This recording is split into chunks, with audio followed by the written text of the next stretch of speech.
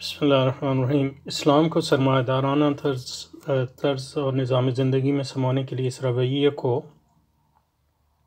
اسلام کو سرمایہ دارانہ طرز اور نظام زندگی میں سمو دینے کے اس رویے کو ترمیم پسندی کہتے ہیں۔ تو پچھلی دفعہ جو ہم نے کیا تھا کہ پاکستان ایک خالصتاً سرمایہ دارانہ ریاست ہے۔ پاکستان ایک مثال ہے، تمام مسلمان ممالک پر یہ لاگو بات۔ اسلامی سلطان ذل اللہ کا کوئی وجود نہیں، شرع نافذ نہیں، اسلامی نظریاتی کونسل کی تمام سفارشات سرد خانے میں محبوس کر دی جاتی ہیں۔ حکمران علوم اسلامی سے بالکل بے بہرہ ہیں، اس لیے ممکن نہیں کہ اجتماعی فیصلہ سازی اسلامی علمیت سے ماخوذ کریں، اخذ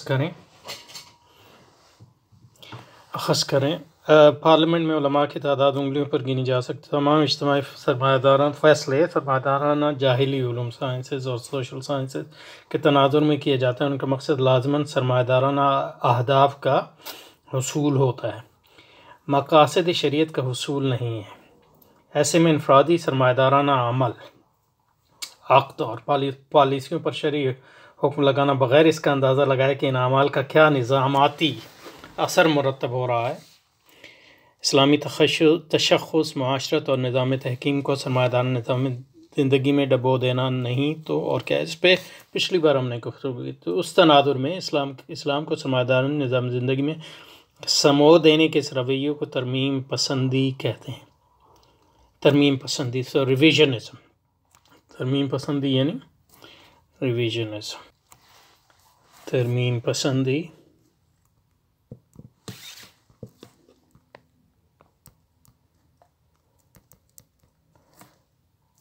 ریویژنزم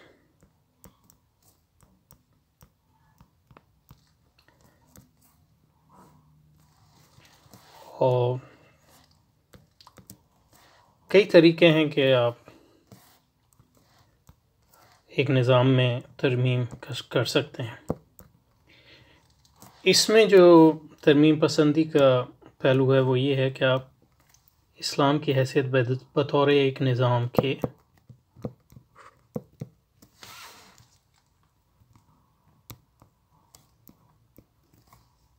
اگنور کریں، یعنی اور اسی طرح سرمایہ داری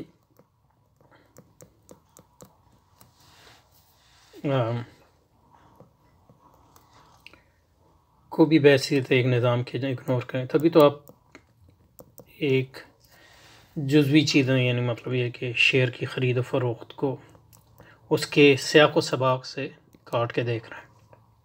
صرف جب آپ شرعی حکم لگا رہے ہیں تو اس طرح بھی اس کے سیاق و سباق سے کاٹ رہے ہیں، سرمایہ داری کے سیاق و سباق سے بھی کاٹ رہے ہیں اور اس سیاق و سباق سے بھی کاٹ رہے ہیں کہ اسلامی نظام کا مقصد کیا ہے، اسلامی نظام کا مقصد کیا ہے۔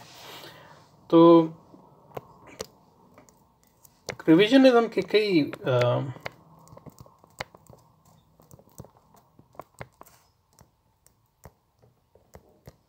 صورتیں بھی ہو سکتی ہیں،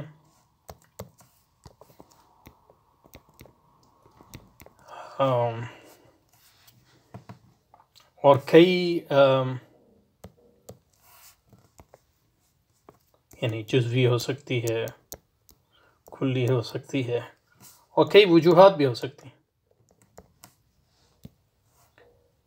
اور ایک بڑی وجہ جو ابھی ہمارے پاس ہے وہ تخت واقعہ، یعنی تخت واقعہ۔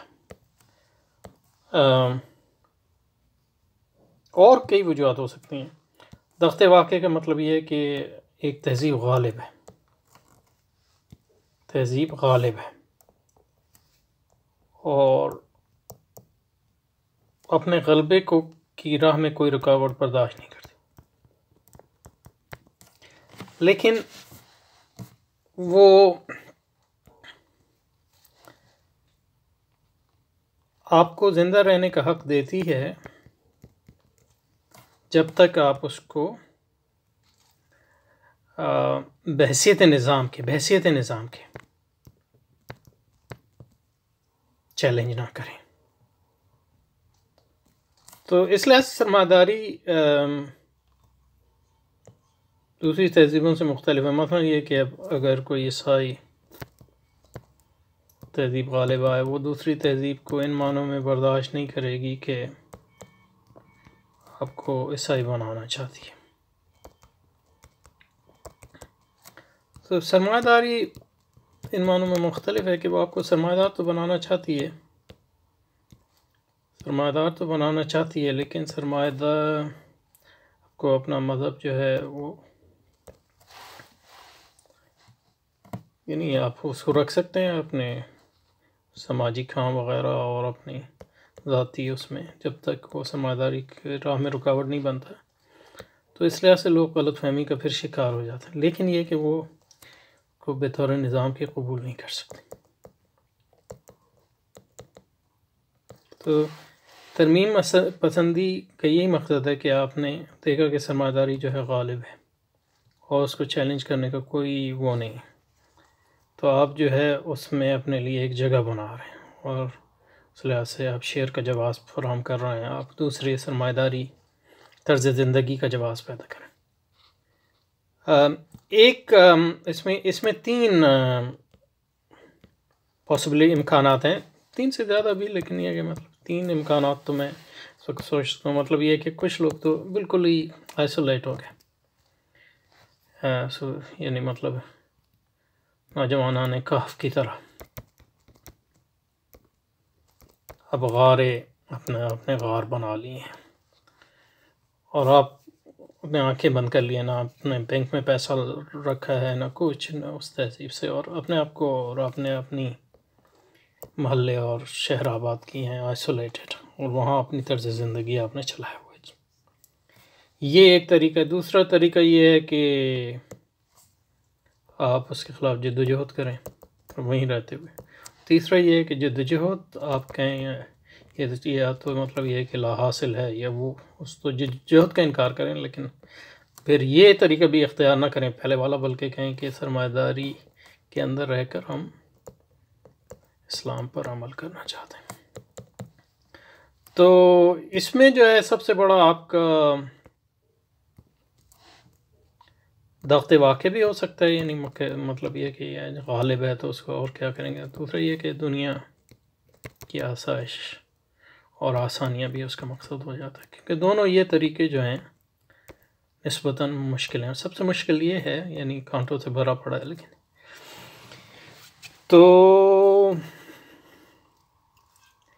یہ ہے ترمیم پسندی. اور مطلب یہ کہ قرآن میں رسول پاک کو، اور ظاہر ہے کہ رسول پاک کا مقصد تو ہدایت تھا، تو اس لحاظ سے اس ترمیم پسندی پر سخت وعید کی گئی. رسول پاک کو بظاہراً کی جا رہی ہے، لیکن اس کے ذریعے ہمیں کی جا رہی ہے، کیونکہ اس کا امکان نہیں تھا کہ رسول پاک، کیونکہ وہ تو معصوم ہے، تو وہ اصل میں ہمارے لیے ہی ہے. جیسے کہ سورۃ الاسراء میں فرمایا کہ اگر اللہ تعالیٰ تمہیں یا ولولا بسم اللہ الرحمن ولولا ان ثبتناك لقد كدت تركن إليهم شيئا قليلا. تو جو مفسرین نے اس پہ لکھا ہے، یعنی ولولا،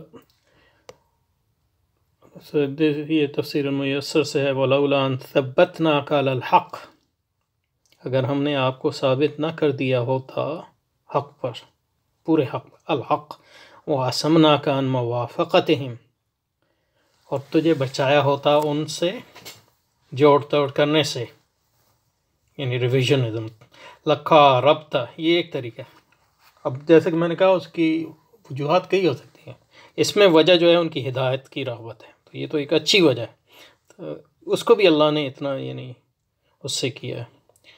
وَعَصَمْنَاكَ عَنْ لَقَارَبْتَ أَنْ تَمِيلَهُمْ، تو اگر اللہ تجھے ثبات نہ دیتا حق پر اور تجھے نہ بچاتا ان کی موافقت سے، تو قریب تھا کہ تو ان تمیل الیہم میلا قلیلا، تو تھوڑا بہت ان کی طرف مائل ہو جاتا، من کثرت المعالجۃ ورغبتک فی ہدایت، تو اس لیے کہ تو ان کی ہدایت جو ہے چاہتا ہے. اور سعدی نے کہا وَمَا هَذَا لَوْ نَنْسَ عَلَى الْحَقِّ لیکن وَامْتَنَّنَّا عَلَيْكَ بِعَدْمِ الْإِجَابَةِ لِدَاعِيهِمْ لَقَدْ كِدتَّ تَرْكَنُ إِلَيْهِمْ شَيْئًا مِنْ كَثْرَةِ مُحَبَّتِكَ لِهِدَايَتِهِمْ۔ اور تنتاوی کیا کہتے ہیں سب اے ولولا تثبیتنا ایاک ایھا الرسول الکریم علیہ الصلوۃ والسلام علی ما انت علیہ من الحق والصدق بأن عصمناک من کیدہم لقاربت ان تمیل میلا قلیلا بسبب شدت احتیالہم وخداعہم۔ یہاں جو انہوں نے بتایا کہ یہ جو باطل کی چالاکیاں اور ان باطل کی خدا، باطل کی چالیں، کننگنس، وہ بھی ایک سبب ہوتا ہے کہ لوگ جو ہے اس کی چال میں وہ ایسا بتاتا ہے کہ انسانی حقوق ہیں یا سرمایہ، مطلب یہ کہ سب اچھی چیز ہے۔ قال بعض وهذه الآية أوضح غایت الإيذاء براءة نبینا صلی اللہ علیہ وسلم من مقارنة رجل الکفار۔ تو رسول اکرم صلی اللہ علیہ وسلم تو یہ اصل میں جو ہے اس کا اصل جو وہ ہے وہ ہمارے لیے فضلا عن نفس رکن۔ تو رسول اللہ تو یہ سوچا بھی نہیں جا سکتا جب اللہ تعالیٰ نے آپ پر اتنی بظاہراً گرفت کر رہا ہے۔ لولا حرف امتناع لوجود مقابل رکن مناتا الامتناع لوجہ تثبیت من اللہ۔ تو رسول اکرم ان کی طرف جھکے نہیں، ان کی طرف ریویژن نہیں ہوئے، لیکن اللہ نے اس کو خبردار کیا آپ کو، اور آپ کو خبردار کیا کرنا تھا، آپ کے ذریعے ہمیں خبردار کر رہے ہیں، کیونکہ اس کا تو کوئی شبہ ہی نہیں کہ آپ کبھی جو ہے حق پر کوئی کمپرومائز کرتے۔ تو یہ مختلف وجوہات چلیں پیچھے۔ تو اسلام کو سرمایہ دار نظام زندگی میں سموت دینے کی اس رویے کو ترجیح پسندی کہتے ہیں۔ اس رویے کے اختیار کیے جانے کے بدترین نتائج اسلامی بینک کاری کے ضمن میں ظاہر ہو رہے ہیں۔ لوگ سمجھتے ہیں کہ اسلامی ہے اور جو ہے جب اس کو سرمایہ داری کے تناسق اور اس کے سیاق سے علیحدہ کریں تو وہ ہو سکتا ہے وہ مطلب ان کا جو حکم جائز ہو، لیکن اس کا جو اثر ہے اسلامی معاشرت پر، اسلامی معیشت پر، اسلام کی عمومی غلبے پر، وہ سب جو ہے منفی ہے۔ علماء نے بے شمار سرمایہ دارانہ تجارتوں اور تمویلی معاہدوں کے لیے شرعی جواز مرتب کر دیا۔ اس کے نتیجے میں یہودی، عیسائی، ہندوؤں، دہریوں سب نے اسلامی بینک بنا لی۔ ہر سال مسلمانوں کے خربوں ڈالر اسلامی بینکوں کے ذریعے امریکی، یورپی اور مشرقی ایشیائی سود اور سٹے کے بازاروں میں منتقل کیے جاتے ہیں۔ تو انہیں اس قسم کے اسلام سے کوئی خطرہ نہیں ہے، حالانکہ مطلب یہ کہ دور حاضر کا ایک بہت بڑا خطرہ یہ کہ اسلام سرمایہ دارانہ نظام زندگی اور طرز حیات میں اسی طرح ضم ہو جائے جیسے یہودیت، عیسائی، ہندو مت وغیرہ ضم ہو گئے۔ عیسائی، یہودیت، عیسائیت، ہندو مت بطور مذہب کے موجود ہیں، لیکن یعنی ان کے چرچ بھی ہیں ان کے، لیکن ان کا معاشرتی اثر، ان کا ریاستی اثر، ان کا انفرادی اثر کم سے کم ہے۔ یعنی بطور تہذیب ختم ہو گئی ہے عیسائی، کوئی یہودی تہذیب نہیں ہے آج، کوئی عیسائی تہذیب نہیں ہے، کوئی ہندو تہذیب نہیں، اور اپنی انفرادی اور اجتماعی تہذیبی خصوصیات بتدریج کھوتا چلا جائے۔ اس خطرے سے کما حقہ نبرد آزما ہونا ہے تو پہلی ضرورت اس بات کہ عام مسلمان بالخصوص علماء اکرام اور صوفیاء اعظام سرمایہ دارانہ نظام کی خصوصیات سے اچھی طرح واقف ہوں، یعنی وہ سرمایہ دارانہ نظام کے خصوصیات سے کہ کس طرح وہ اس میں ایک امیزنگ قوت ہے، ایک اس میں ایک ایسی قوت ہے اپنے اندر ضم کرنے کی، یعنی اپنے اندر ضم کرنے کی دوسری تہذیبوں کو بغیر ان کو مکمل رد کیے ہوئے۔ تو کیسے اسلام یعنی کو رد کیے بغیر اسلام کو ایسا ضم کیا جائے کہ وہ اپنی تہذیبی اثرات کھو جائے، لیکن یہ کہ وہ مطلب یہ کہ بطور مذہب کے کسی نہ کسی لحاظ سے زندہ رہ سکتا ہے۔ تو سرمایہ داری سے پہلے ایسی کوئی تہذیب نہیں رہی ہے جس میں اتنی پاورفل ہو کہ وہ دوسروں کو جذب کر دے۔ اسی کو وہ پلورلزم کہتے ہیں۔ بظاہر بہت سی چیزیں ہیں لیکن ان کا مقصد سب ایک ہی ہے۔ اور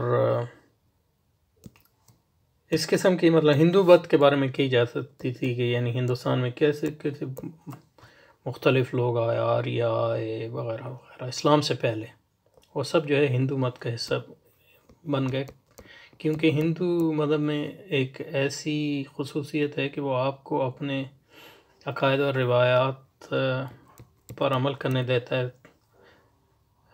اس شرط پر کہ آپ جو ہیں عمومی جو ہندو طرز حیات کو اختیار کر لیں. اور اسلام سے پہلے کوئی جو مذاہب اور تہذیبیں آئیں ہندوستان میں وہ سب اس رنگ میں رنگ گئیں، اور صرف اسلام میں یہ خصوصیت تھی کہ وہ اس رنگ میں نہیں رنگا.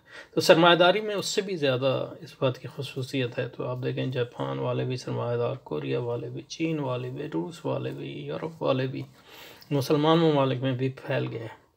اور عیسائیت بھی موجود ہے، اسلام بھی موجود ہے، ہندو مت بھی موجود ہے، اور ان کو کچھ نہ کچھ حقوق بھی حاصل ہیں. لیکن یہ کہ ان کو اپنے اندر ضم ان معنی میں کر دیا ہے کہ تہذیب جو ہے عمومی غلبہ اور جو طرز حیات ہے وہ صرف سرمایہ داری طرز حیات ہے. ہاں اس کی ایک اسلامی شکل ہے، اس کی ایک یہودی شکل ہے، اس کی ایک ہندو شکل ہے، اس کی ایک جاپانی شکل ہے، اس کی ایک امریکی شکل ہے، وغیرہ وغیرہ. تو یہ جو ہے اس کو سمجھنے میں بڑا مشکل ہے، لیکن یہ ایک بہت بڑا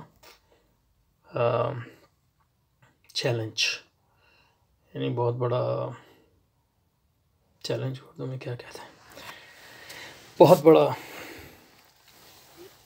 چیلنج ہے. اچھا جی، ایک انگریز مسلمان مفسر قرآن مولانا امام محمد بختیار رحمۃ اللہ نے سرمایہ کو تکاثر سے تعبیر کیا، اور وہ تکاثر کا انگریزی میں ترجمہ رائولری ان ورلڈلی انکریس کرتے ہیں، یعنی دنیاوی مال و متاع کے حصول کے لیے مسابقت اور حرص و حسد. سرمایہ داری وہ طرز حیات اور نظام زندگی ہے جس میں حرص اور حسد کے شیاطین انفرادیت، معاشرت اور ریاست پر غالب آ جاتے ہیں. اور اس کی شکلیں مختلف ہوتی ہیں. مطلب یہ کہ آپ دیکھیں نا، امریکہ جو ہے اتنا دولت ہے وہاں، یعنی تاریخ میں کبھی نہیں ہوئی، لیکن اسی امریکہ میں لوگ بھوکے سوتے ہیں. کیوں؟ کہ جو بڑھوتری، یہ سرمایہ بڑھوتری کا تقاضا یہ ہے کہ دولت کم سے کم لوگوں کے اس میں کنسنٹریٹ کریں تاکہ زیادہ سے زیادہ دولت جو ہے یہ سرمایہ جمع کیا جا سکے. تو یہ ایک پاگل پن جس کو آپ کہیں گے، یہ ریاست کی سطح میں آپ کو ریاست کی جو اکنامک پالیسی میں آپ کو ملے گا. اسی طرح جو ہے ہر اس معاملے میں تو سرمایہ داری دولت کا استحصال ہے. سرمایہ یعنی دولت کا استحصال ان معنی میں کہ دولت موجود ہے، لیکن یہ کہ اس کو آپ بھوک ختم کرنے کے لیے استعمال نہیں کر رہے، اس کو آپ انسانی ضروریات کی پورے کرنے کے لیے استعمال نہیں کر رہے، کیونکہ وہ سرمایہ کے مفادات کے خلاف ہے. ہاں اگر سرمایہ دار کے مفاد میں ہو تو پھر کر لیتے ہیں، لیکن یہ کہ اگر نہیں ہے تو نہیں کریں گے. تو لاکھوں ٹن جو ہے گندم جو ہے وہ ضائع کر دیں گے، کیونکہ وہ سرمایہ کے مفادات میں نہیں ہے کہ اس گندم کو افریقہ میں یا وہاں جہاں لوگ بھوکے مر رہے ہیں وہاں بھیجا جائے. تو اس کو سمندر میں پھینک دیں گے، لیکن وہ انسانوں نہیں کھائیں گے. سرمایہ دارانہ عقلیت، اس کو انگریزی میں ریشنلٹی کہتے ہیں، کا حتمی تقاضا یہ ہے کہ دولت کا واحد اور معقول جائز استعمال اس کی مستقل بڑھوتری کی جستجو ہے. اور پوچھیں تو وہ کہیں گے یعنی لانگ رن میں، یعنی بالآخر ہر کوئی جو ہے بہتر سے بہتر ہوتا جائے گا. لیکن جیسے کہ کینز نے کہا تھا لانگ رن میں تو ہم سب مر جائیں گے. تو یہ پاگل پن، یہ اس کی یعنی مطلب آپ دیکھیں کہ دنیا کے سب سے پڑھے لکھے اور سائنس میں اتنی ترقی گئی، بٹ اکنامک یہ مطلب یہ کہ تہذیب اس پر قائم ہے کہ دولت کا واحد مقصد جو ہے اس کی بڑھوتری کی جستجو ہے. تو لوگوں کو بھوکا مرنے دو، لاکھوں کروڑوں لوگوں کو جو ہے ان کے گھروں سے نکال دو عراق میں، یہ سرمایہ دارانہ مفادات کے لیے. یہ دولت کا استحصال ہے، ان مانوں دولت موجود ہے اور اس کو سرمایہ کا آلہ بنانے کے مترادف ہے.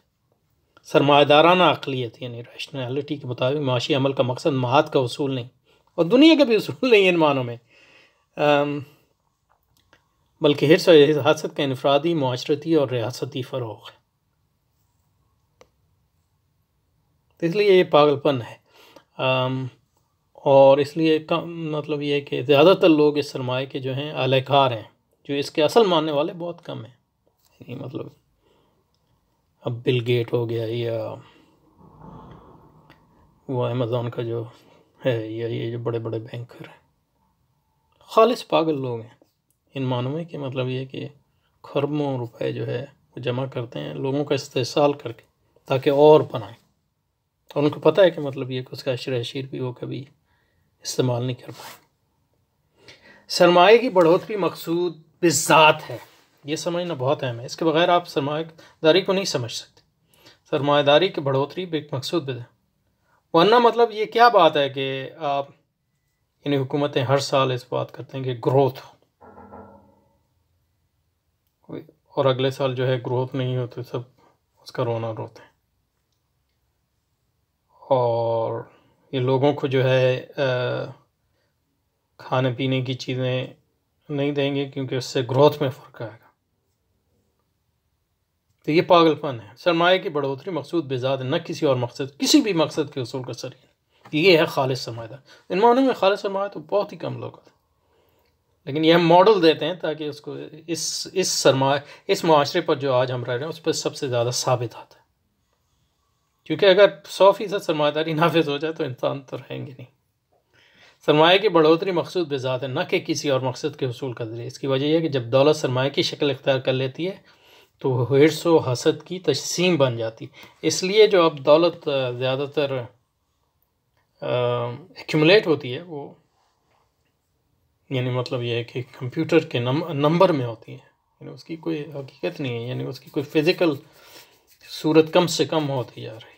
کوئی ڈیجیٹلائزڈ جہاں لوگ جو ہیں اسی وہ ڈاٹس جو نقطے ہیں ان کو بڑھانے کی کوشش کر اور اس پہ ساری زندگی صرف کرتے. اس پہ رکتے ہیں انشاءاللہ. 22 منٹ ہو گئے.